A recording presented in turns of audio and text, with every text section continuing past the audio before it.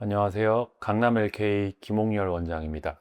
오늘은 이제 눈성형 중에서 눈밑 지방 재배치에 대한 이야기를 좀 해보려고 합니다. 일전에도 눈밑 지방 재배치에 대해서 영상을 이제 여러 편 올린 바가 있는데요. 오늘은 제가 진료실에서 상담을 하면서 정말 많이 듣는 질문에 대한 그런 부분을 조금 말씀드리고자 합니다. 눈밑 지방 재배치의 핵심 포인트를 간과하고 계시는 게 아닌가 싶어서 눈밑 지방 재배치에서의 이슈가 되는 경막 강화라는 것과 지방 이식에 대한 것, 10여 년간의 눈성형만을 집중한 경험과 또 실제 해부학적인 근거를 가지고 설명을 드리고자 합니다. 저에게 수술을 받으신 실제 사례자분에 대한 언급도 할 테니까요. 영상을 좀 꼼꼼히 봐주시면 도움이 될 것 같습니다. 특히 눈밑지 상담을 하다 보면은 이런 질문 두 가지가 꼭 나옵니다. 원장님이 하는 눈밑지는 그 경막 강화라는 것을 하나요? 제 눈에는 지방 이식을 꼭 같이 해야 되는 케이스인가요?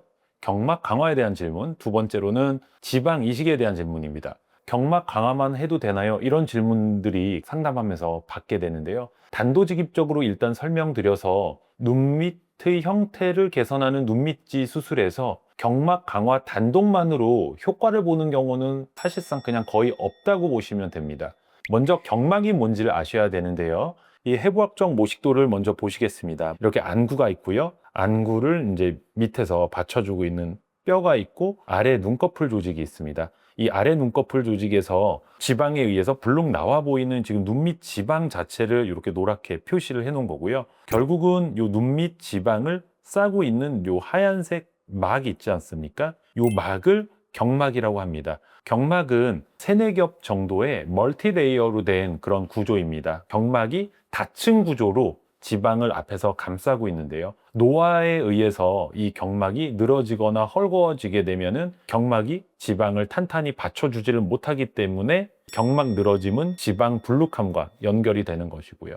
꼭 노화가 아니더라도 20, 30대 분들도 경막의 어떤 탄탄함 정도가 그냥 유전적으로 조금 늘어져 있고 희마리가 이제 없는 분들이 있습니다. 이런 분들은 노화가 신체적으로 별로 진행이 되지 않으셨음에도 불구하고 눈 밑에 지방이 불룩 나와 보인다든지 눈밑 고랑이 패여 보이는 그러한 현상을 우리가 볼 수가 있습니다. 어쨌든 이 경막을 강화한다는 건 뭐냐면요. 이 늘어져 있는 경막을 밑으로 당겨 내려서 좀 더 팽팽하게 고정한다는 의미입니다.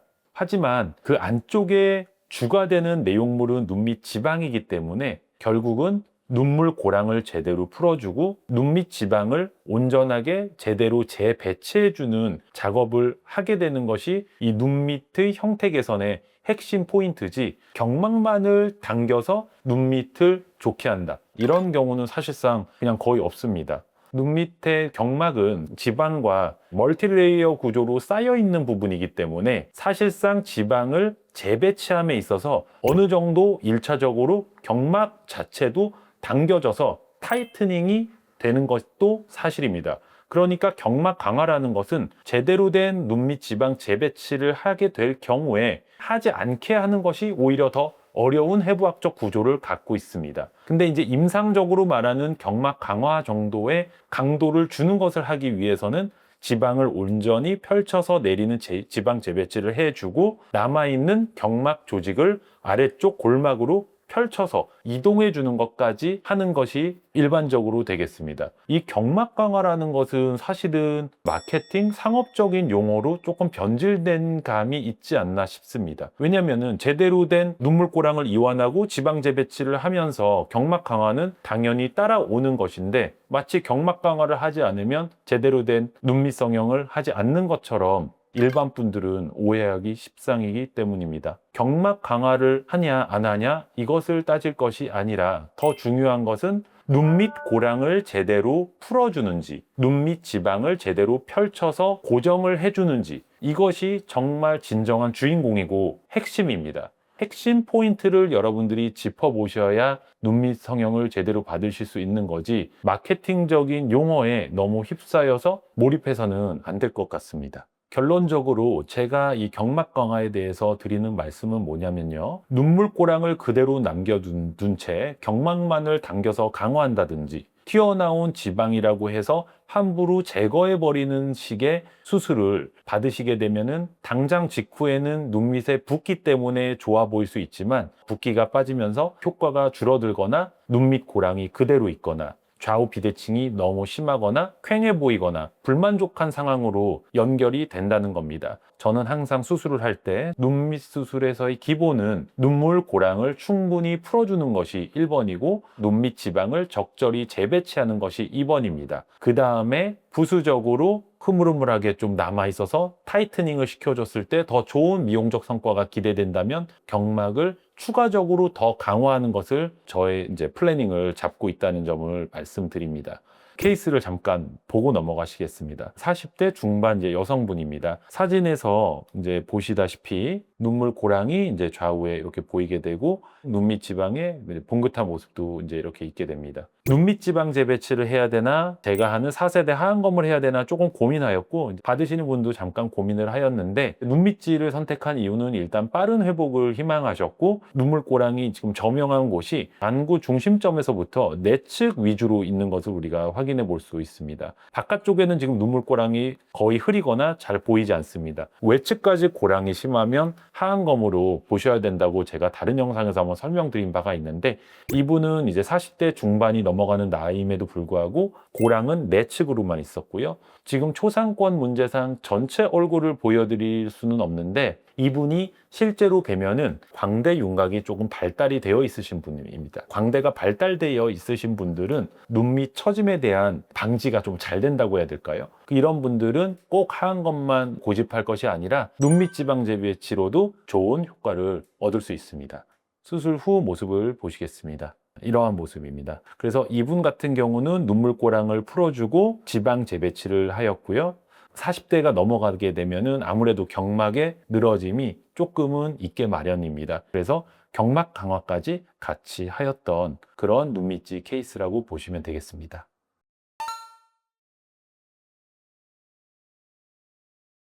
두 번째 주제입니다. 지방 이식을 꼭 같이 해야 되나요? 저는 지방 이식이 필요한 케이스인가요? 뭐 이런 식의 질문 참 많이 받습니다. 이것도 단도직입적으로 답을 말씀드리면 저는 생각보다 지방 이식을 많이 권하는 편은 아닙니다. 지방 이식 자체가 꼭 나쁜 수술이다.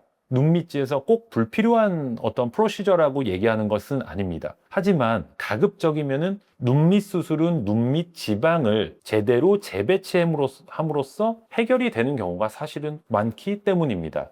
눈밑 지방 재배치에서 진짜 중요한 것은 경막에 대한 부분도 아니요, 지방 이식을 하냐 마냐도 아닌 수술명 그대로 눈밑 지방 재배치 아닙니까? 제거가 아니지 않습니까? 눈밑 지방을 진짜로 재배치해서 고정해주는 본질에 있다고 생각합니다.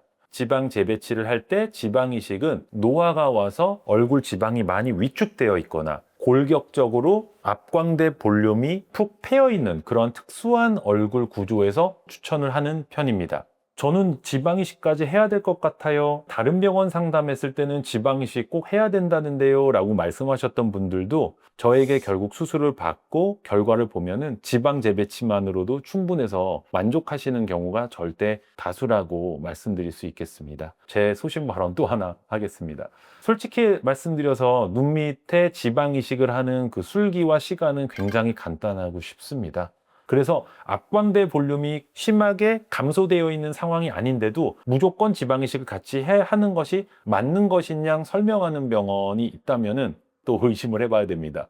눈 밑 고랑을 제대로 풀지 않고 그냥 적당히 그 위에 지방을 넣어주면은 조금은 흐려지게 되니까 눈 가림의 어떤 시술을 하는 것은 아닌가. 이건 조금 예민한 부분일 수도 있는데요. 수가 부분입니다. 저렴한 수술비를 내세워서 환자분들, 고객분들을 많이 모아놨다가 지방이식을 안 하면 안 될 것처럼 얘기해서 지방이식 추가 비용을 받는 식, 그런 부분이 아닐까라고 저는 조금 생각을 합니다. 아무튼 판단은 개인의 몫이고 저는 저의 양심을 걸고 그냥 말을 하는 것 뿐입니다. 이분은 이제 30대 초반 여성으로 실제로 이분을 보고 이제 살결을 보면은 피부가 굉장히 얇고 투명하세요. 그리고 피부 밑에 근육이나 조직들도 굉장히 야들야들하고 조금 연약한 타입입니다. 이런 타입에서 당연히 지방을 싸고 있는 경막이라는 부분도 약해지고 타이트함이 좀 부족한 부분이 있을 수 있기 때문에 젊은 나이에도 눈 밑에 고랑이 이렇게 저명하고 눈 밑 지방이 불룩 나오는 경우가 흔하게 관찰이 될 수 있습니다. 이런 눈에서 고랑을 우리가 풀어주고 눈 밑 지방을 이제 재배치하게 되면은 보시는 바와 같이 고랑이 있었던 방면이 채워지게 되고 앞광대 쪽에 볼륨감까지 개선이 되는 상황을 볼 수 있겠습니다.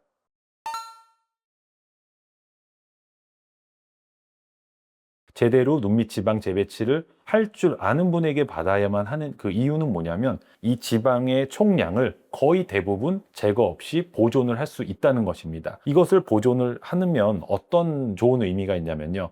첫 번째로는 세월이 지나고 붓기가 빠지면서 시간이 지나도 고랑이 다시 패이거나 과도하게 절제된 지방 때문에 눈밑이 퀭해 보일 가능성이 원천적으로 없는 거죠.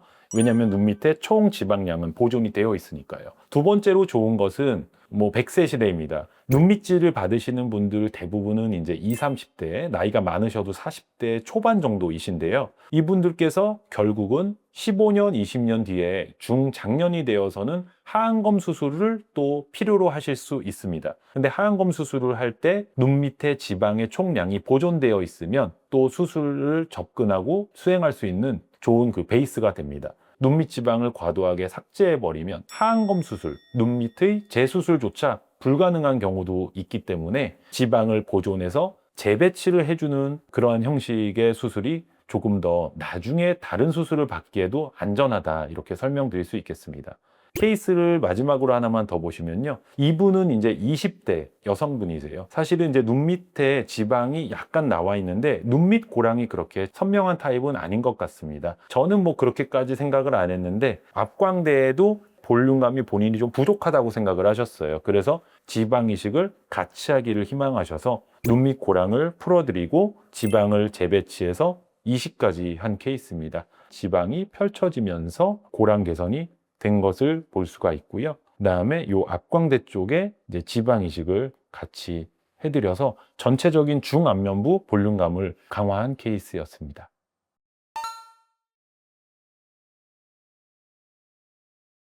눈밑 지방 재배치 상담할 때 가장 많이 제가 듣는 질문, 경막 강화와 지방 이식에 대해서 저의 소신 견해를 말씀드렸습니다. 앞으로도 진료실에서 환자분들께서, 우리 고객분들께서 가장 궁금해하시는 그런 질문들을 중심으로 영상을 만들어 보고자 합니다. 끝까지 시청해 주셔서 감사합니다.